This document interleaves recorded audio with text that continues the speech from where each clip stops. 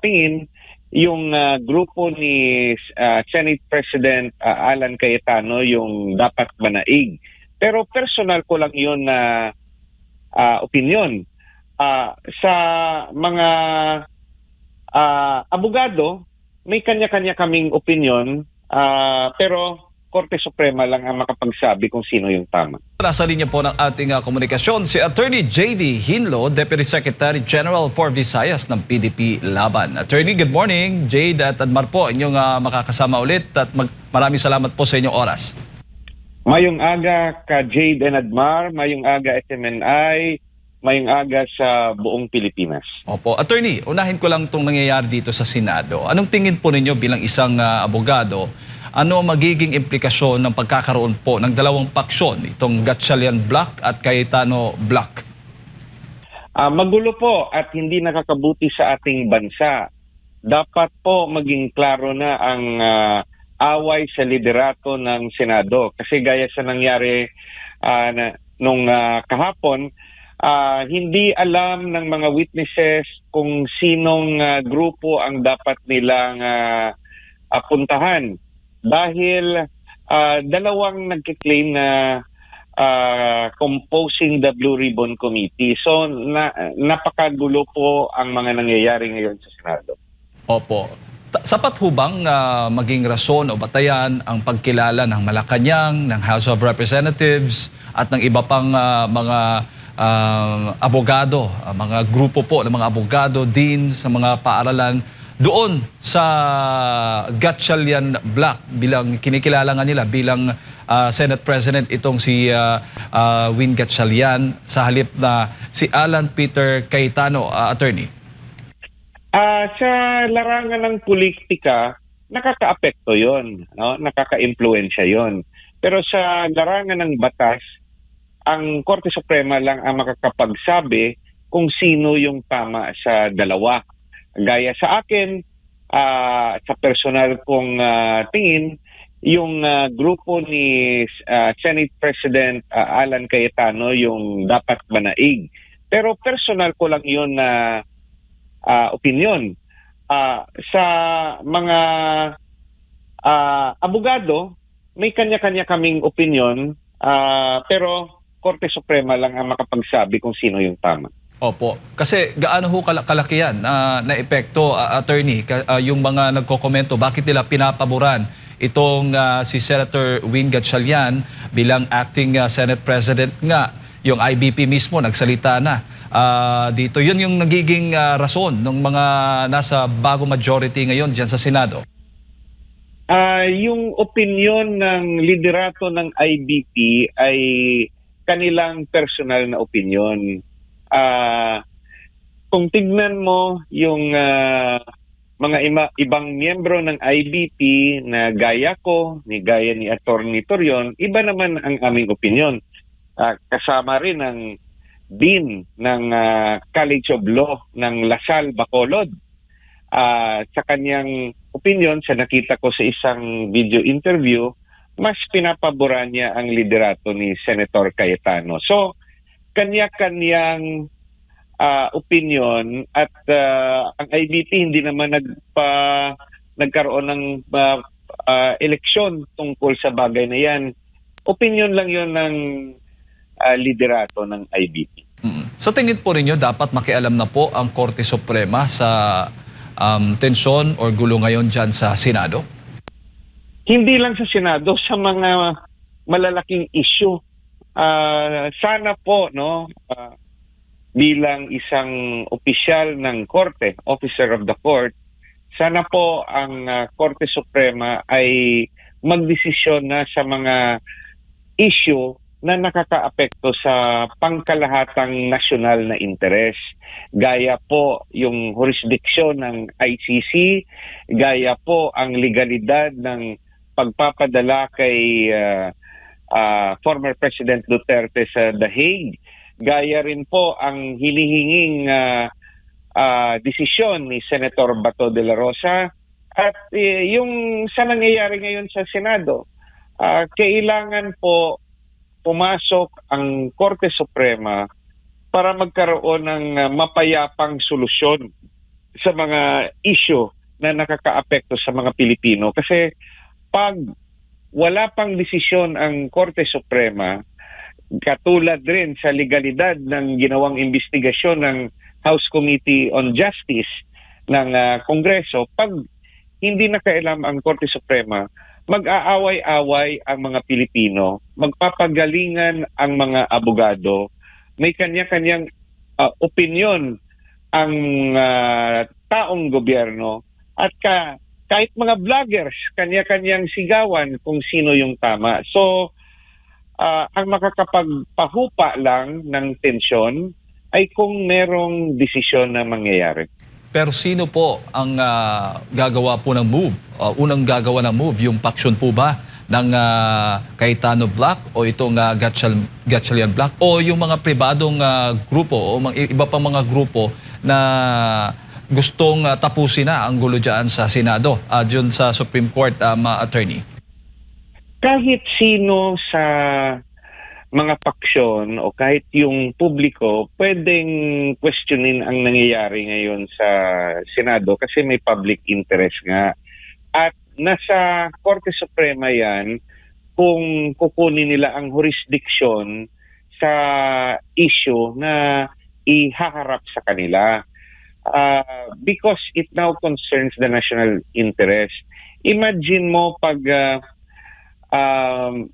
may magsusulong ng partikular na aksyon o nagkaroon ng violence dyan sa Senado, sakalang papasok ang Korte Suprema, tapos na yung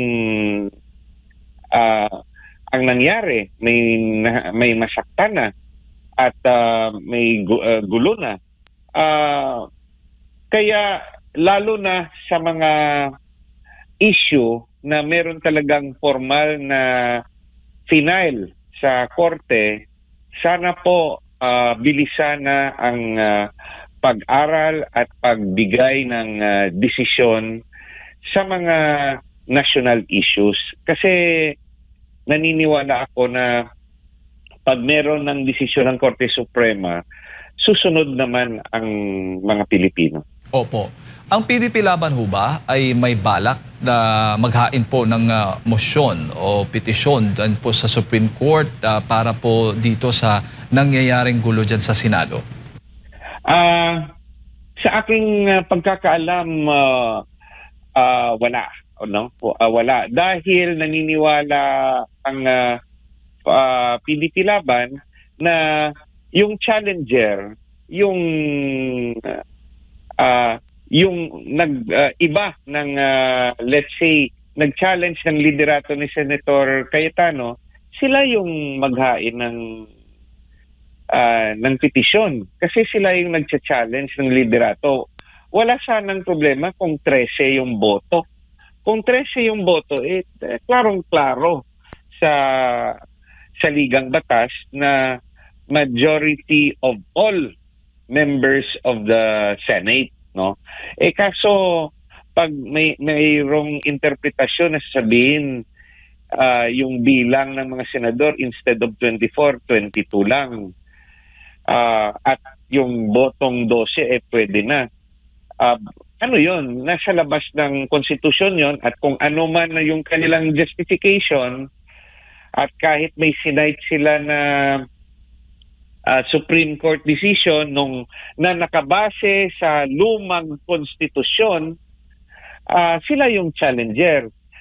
Sila dapat ang maghain ng kaso para questionin ang liderato ni Senator Cayetano. Opo. So ibig sabihin, attorney, hindi po applicable sa present situation po natin yung sinite po nilang jurisprudence o decision po ng Supreme Court, itong Abilino versus Cuenco case, doon po dito sa Gatchalian Black na ito?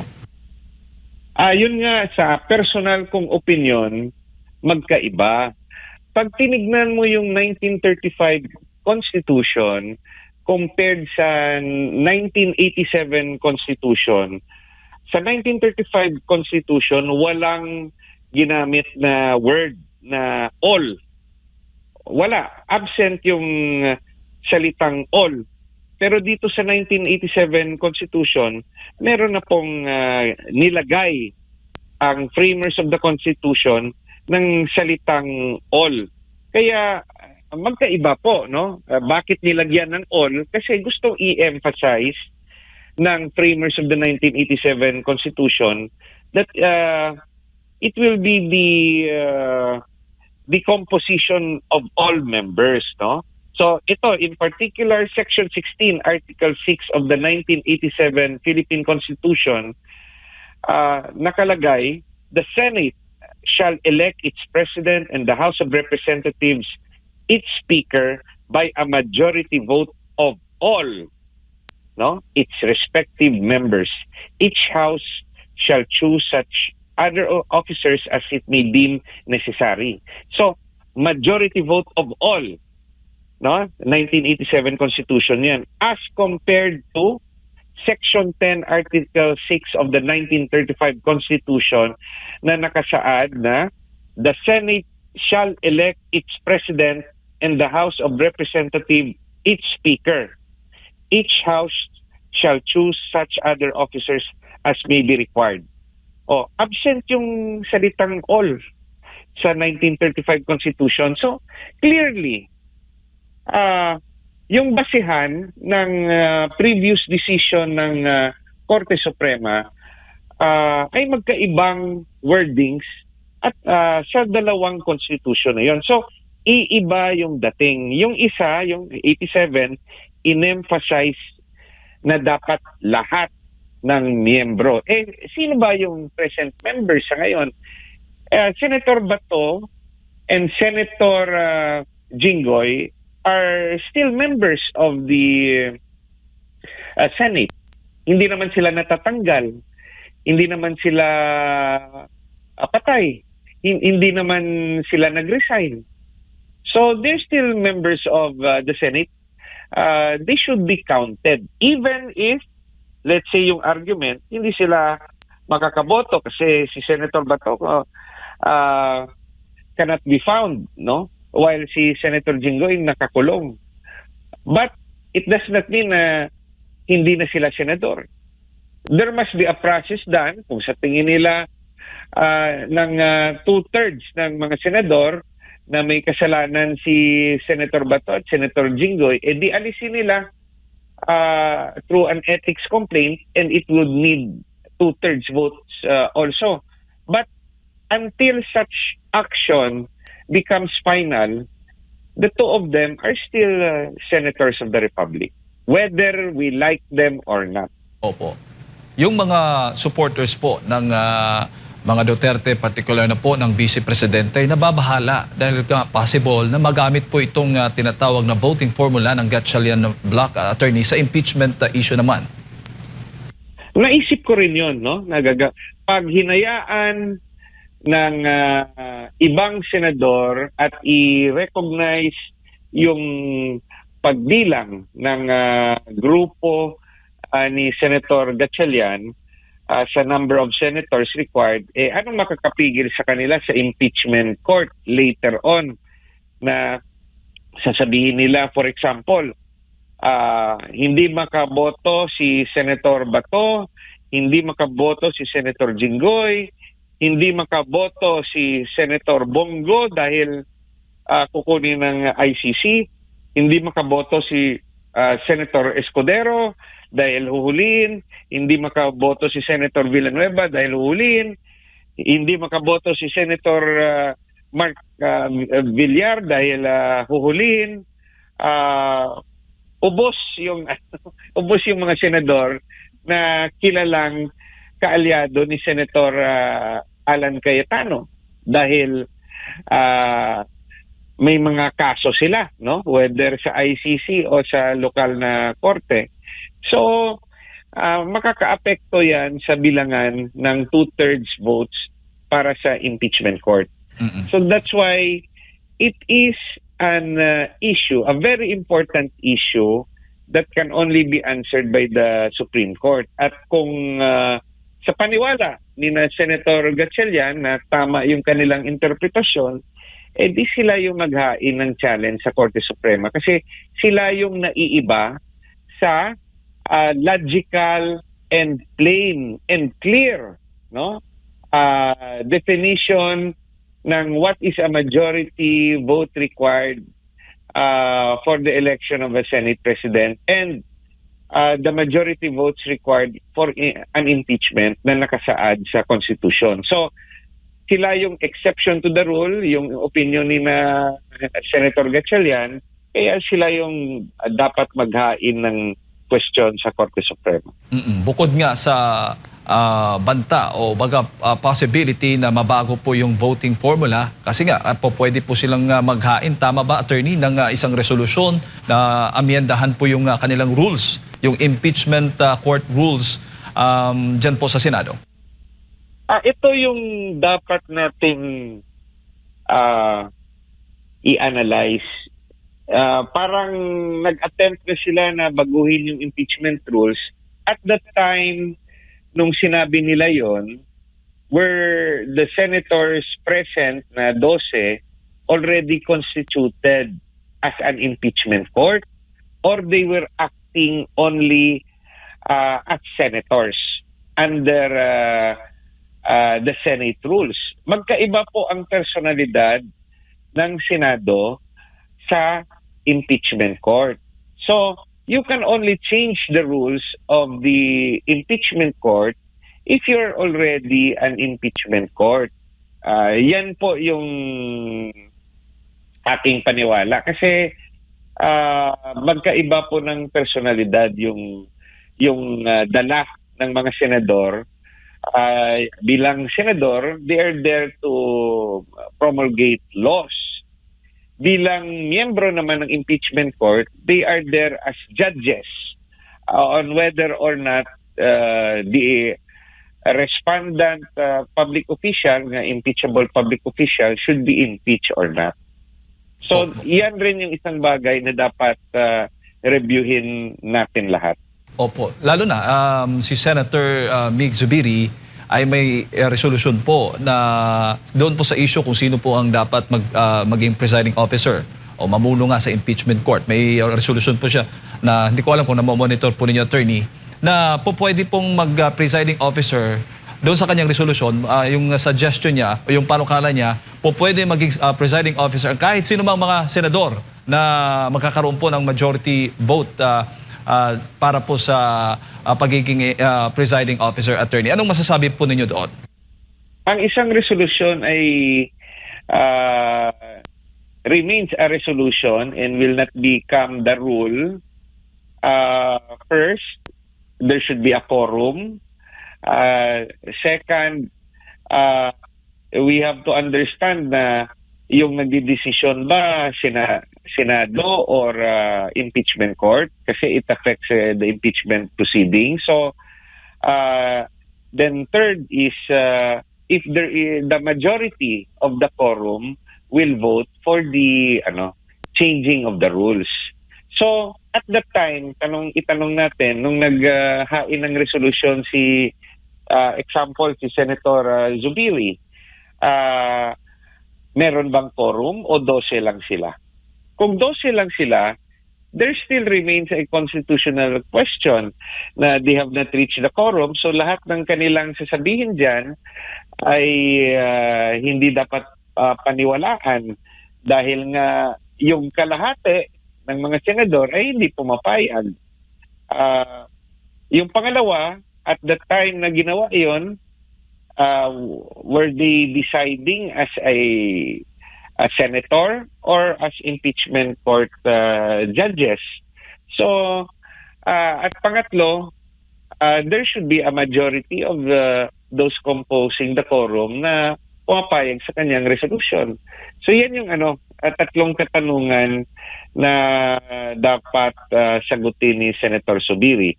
So, sa unang tanong pa lang, is there a quorum? Nahati na nga yung Senado sa interpretasyon dyan at wala pa namang desisyon ang Korte Suprema sa particular na kaso na yan. Dahil yung Avellino versus Cuenco na kaso, magkaibang sirkumstansya at ibang konstitusyon ang may jurisdiksyon ng panahong yon. Opo, bago ko ipasa kay Partner Admar, attorney, Kung sakali mang matutuloy yung special session nga dyan sa Senado at considering yung kasalukuyang bilang ng Cayetano Block at ito ngang Gatchalian Block, kung magkakaroon po ng baga yung palitan ng liderato ulit, possible ho ba? May magkakaroon po ng magiging posible ho ba yun? Gaya ninyo, ako'y wala ring alam kung ano yung pinal na bilang. Pero let's say yung alliances ay pareho sa ngayon. So, pag special session ay required silang pumasok. Magkakaroon na ng quorum pag more than 12 na yung nandyan na senador. Let it try. May dumalo na isa, no? So 13. O di may quorum na, o di magdidesisyon na kung merong ihahaing resolusyon at magiging legal na ang pagpapalit ng opisyal ng Senado. So, until such time, yung dating pagpapalit ay questionable. Pero kung meron ng quorum sa future session, especially hiningi ng presidente ng special session, hindi naman natin dapat pigilan yung nakasaad sa Senate rules at sa saligang batas. Kasi nasa demokrasya tayo, kahit tama o mali, yung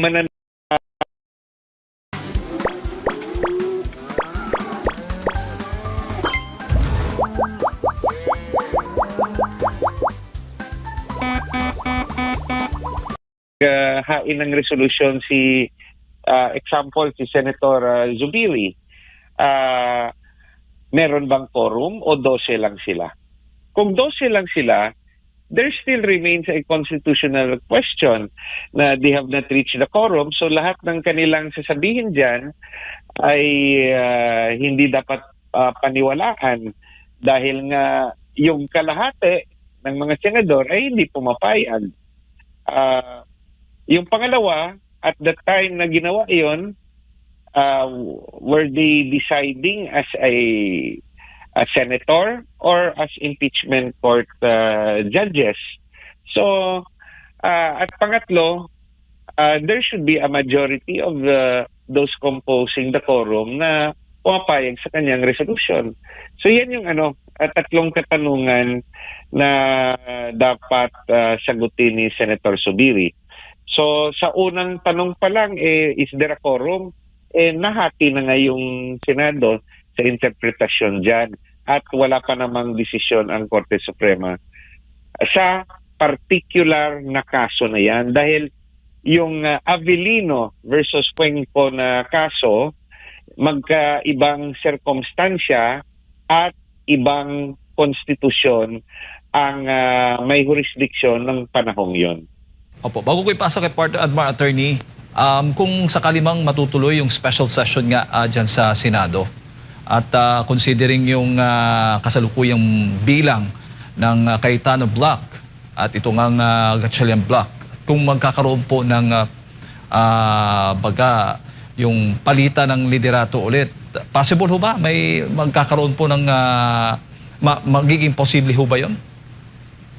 Gaya ninyo, ako'y wala ring alam kung ano yung pinal na bilang. Pero let's say yung alliances ay pareho sa ngayon. So pag special session ay required silang pumasok. Magkakaroon na ng quorum pag more than 12 na yung nandyan na senador. Let it try. May dumalo na isa, no? So 13.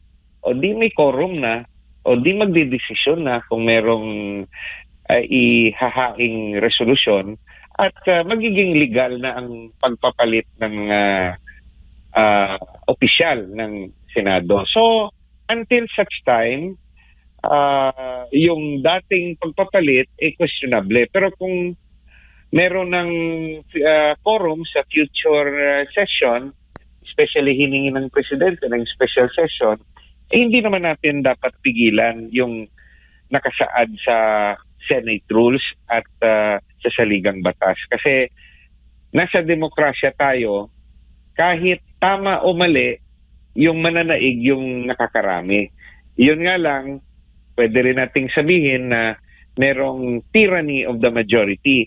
At pwede rin namang questionin yon kung may mga ginawa sila, yung majority, na labag sa saligang batas, pwede ring pumasok ang Korte Suprema kung merong magque-question ito sa Korte bilang grave abuse of discretion.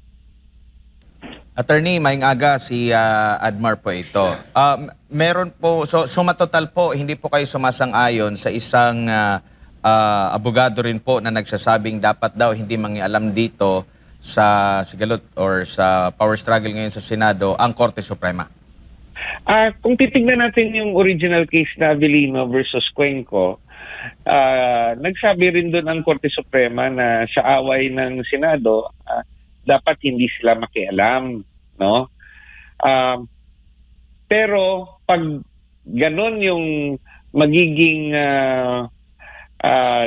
desisyon ng Korte Suprema, kung sa kaso na kinakaharap natin ngayon, magkakaroon ng political instability.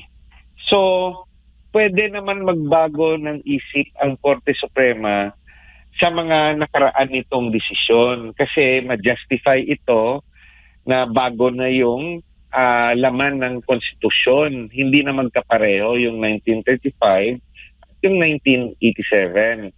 At bago rin yung komposisyon ng mga justices. So the justices can always change their mind based on the present composition of the Supreme Court. Walang sitwasyon na exactly magkapareho sa nakaraan. Sa aking personal na opinion, dapat makialam ang Korte Suprema sa bagay na nakakaapekto sa stabilidad ng politika sa ating bansa. Kasi pag hindi sila makialam, patuloy yung away, patuloy yung pagmamagalingan ng mga different factions. And that's not what the country needs. Kasi kasama naman sa trabaho ng Supreme Court na makialam kung sa tingin nila yung isang issue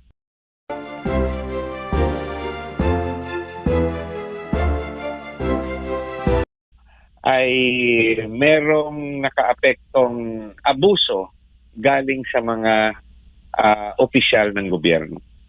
Opo, kamakailan lang po, meron na pong lumapit no, na isang high school teacher sa Korte Suprema at para sa kanya, nais niya na ideklara na naayon sa konstitusyon o legal ito nga pong pagkakabuo ng paksyon ni Senator Win Gatchalian. Batay po ba sa karanasan po, attorney, dito sa mga ganitong kaso, maaari bang maging mas malawak yung magiging desisyon ng Korte Suprema ukol nga po dito sa mga isyong kinakaharap ngayon, attorney, or magbabase lang siya doon sa prayer mismo ng petitioner? Magbabase siya sa facts of the case at sa isyong inahaharap sa kanya. May mga tinatawag rin tayong obiter dictum kung saan magbibigay lang siya ng opinion sa mga ibang issue na hindi kasama sa prayer. Pero yung obiter dictum niya, parang magpapahiwatig ng sentimiento ng korte para malaman ng buong bayan anong sentimiento ng Korte Suprema. So,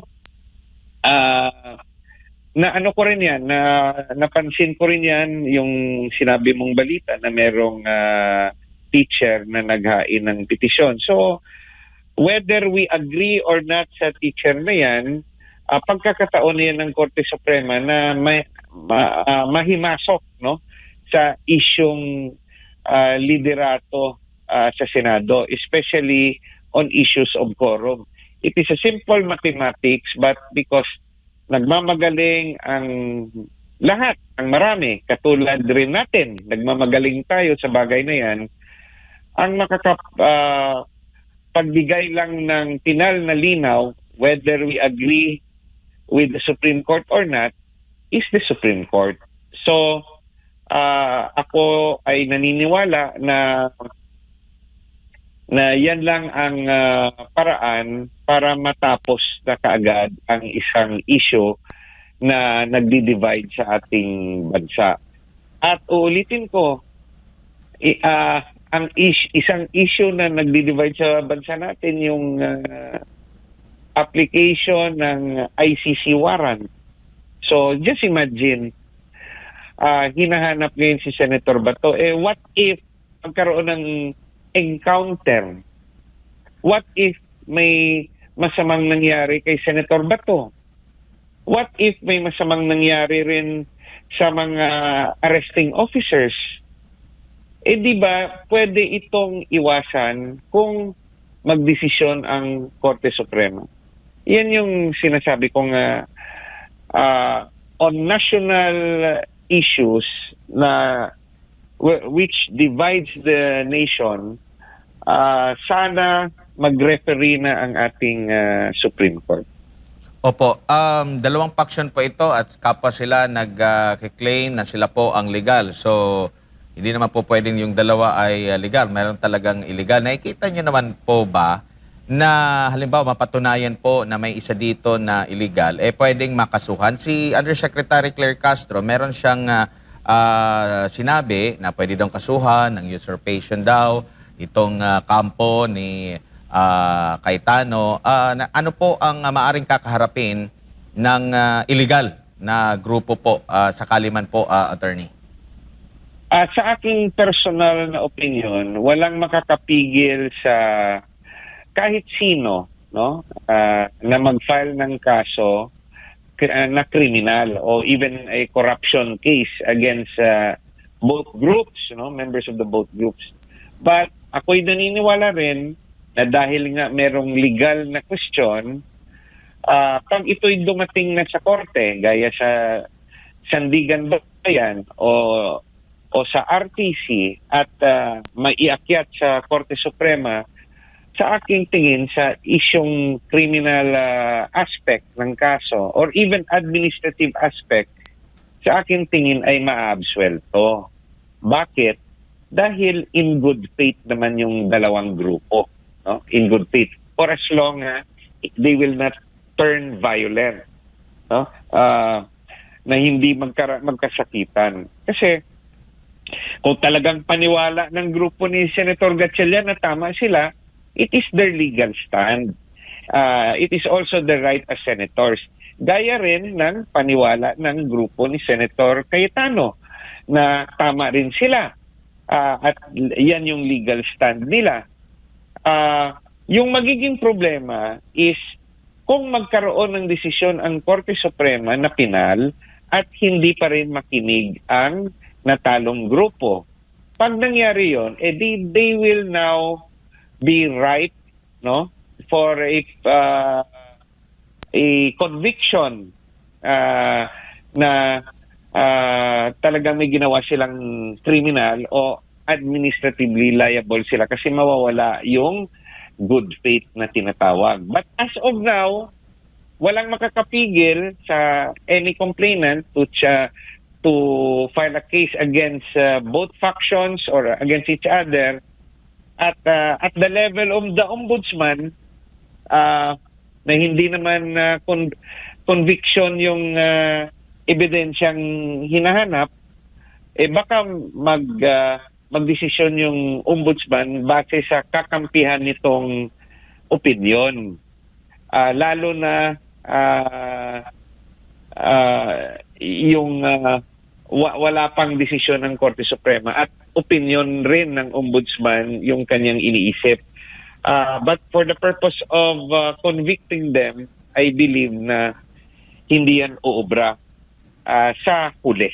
At Pero, they will get acquitted. Pero attorney, nakikita nyo po ba na tama yung ginawa ng Malacanang na may pinanigan na agad sa kabila po ng meron pang debate talaga doon sa proseso po dito? Lagi pa naman nilang sinasabi na wala daw kumbaga may separation na dyan, pero dito sa kanilang pahayag na parang pinapanigan at kinikilala nila itong kay vocal sila na sinasabing kinikilala nila itong kay Gatchalian na faction. nakikita niyo po ba na tama yon or naging neutral na lang dito ang Malacanang? Nasa larangan tayo ng politika, siyempre kampihan yan, no? Kahit kung baliktarin man natin ang sitwasyon nung panahon ni former President Duterte, kung merong away rin sa Congress, sa House at sa Senate, ang presidente pwedeng kumampi sa isang faksyon. So, nasa larangan tayo ng politika So, expected yan na may kakampihan sila na kanilang sa tingin natin ay kakampi nila, no? But the thing that will give political stability ay ang ating Korte Suprema. Yun yung ini-emphasize ko. So, understandable if let's say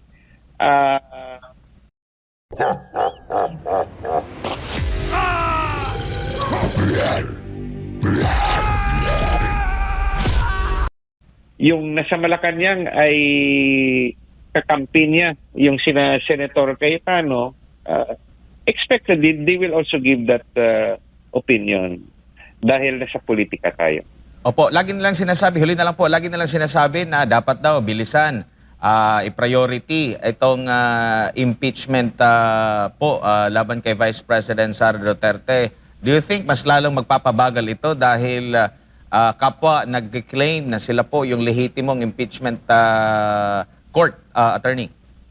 Sa tingin ko matatapos rin ito once the special session is held, na mapipilitan lahat ng senador na papasok. So, yung intensyon na hindi voluntaryong bumitaw yung grupo ni na Senator Cayetano at sinasabi nila na sundin lang ang rules ay dahil gusto lang nila na magkaroon ng umpisa yung Blue Ribbon Committee meeting, no? Na mailabas yung matagal ng inaantay na mga testimonya ng witnesses kasama na yung 18 soldiers, no, na bodyguards ni Saldico. So, nangyari na yun, whether or not maitutuloy ang investigasyon under sa liderato ni Senator Cayetano or itutuloy rin ng yung Blue Ribbon Committee sa liderato ni Senator Gatchalian, malalaman natin sa mga darating na araw. Pero sa tingin ko hindi na ito magtatagal. There will be a forum and there will be a votation. Unless magkaroon ng mga lipatan, no, ng grupo. For now, it is what it is, but hindi forever na mag-a-absent yung dalawang paksyon pag may meeting yung isa. Especially may special session na hiningi yung presidente. Alright. Attorney, siguro yung huling mensahe para sa lahat ng ating mga kababayan na nanonood po at nakikinig sa mga oras na ito. Lahat po nangyayari ngayon sa ating bansa ay nagpapakita na yung demokrasya ay nagpa-function, but at the same time, very unstable tayo ngayon, lalo na pag patas, no, ang bilangan ng magkabilang panig. At yan po ay nakita natin sa Senado. At nakakatakot rin na pag may pinapanigan ang ating gobyerno ay may kinakaharap na mga kaso. So yung aking unsolicited advice sa lahat, maging maingat sa pahayag para hindi magkakaso ng libelo, cyber libel, at maging maingat rin sa sinasabi ring pagbabago na para hindi rin kayo makasuhan ng inciting to sedition, no? Ang demokrasya natin ay natatapos tuwing may eleksyon. Kung may kinakampihan man tayong mga personalidad na gusto nating maging presidente, magpalakas tayo at darating rin yung araw na yung boses natin ay maririnig. Whether we agree or not, majority wins. Huwag lang magdayaan sa eleksyon. Then, tahimik tayong lahat. Sana po sa darating na 2028, yung hinahanap natin na pagbabago at kaunlaran ay mangyayari at sana po walang daya ang eleksyon. Mabuhay po ang Pilipinas. Maraming salamat, Attorney, sa inyong pong oras.